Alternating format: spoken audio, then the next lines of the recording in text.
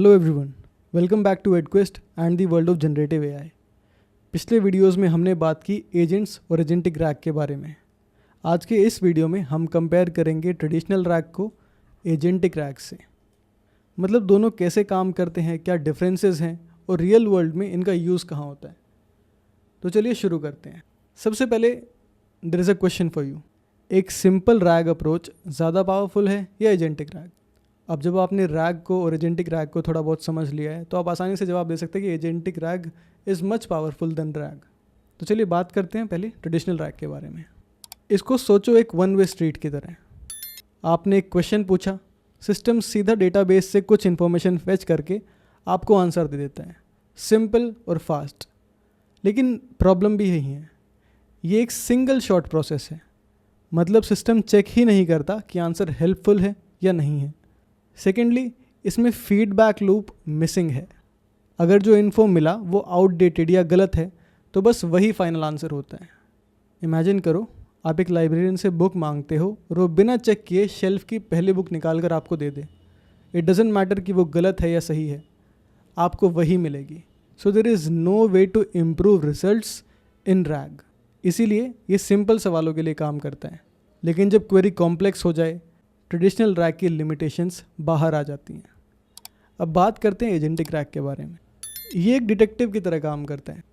जब आप कॉम्प्लेक्स सवाल पूछते हो तो ये प्रॉब्लम को स्टेप्स में डिवाइड करता है, प्लान करता है कि अगला स्टेप क्या होगा, और सबसे इम्पॉर्टेंट ये टूल्स का यूज़ करता है, जैसे सर्च इंजन लेटेस्ट इन्फो के लिए, कैलकुलेटर नंबर के लिए, या इवन कोड रनर कंप्यूटेशंस के लिए।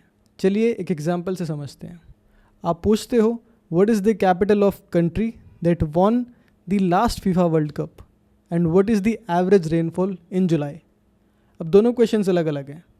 एजेंट पहले फीफा विनर चेक करेगा विच इज़ अर्जेंटीना, फिर कैपिटल सिटी निकालेगा विच इज़ बोनोस एयर्स, और फिर वेदर टूल यूज़ करके जुलाई का एवरेज रेनफॉल बता देगा।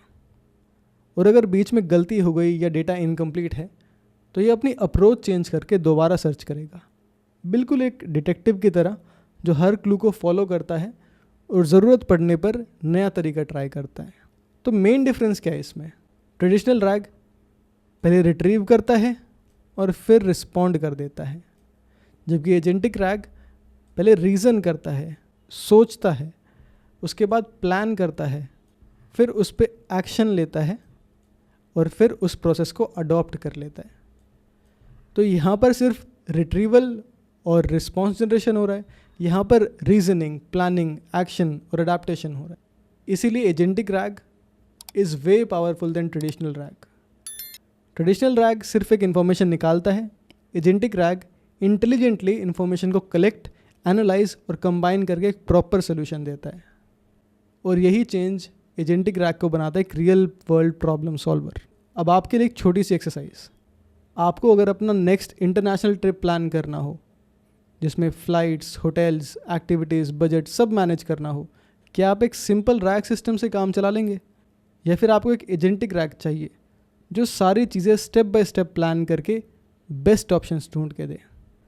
कमेंट सेक्शन में अपना आंसर दीजिए।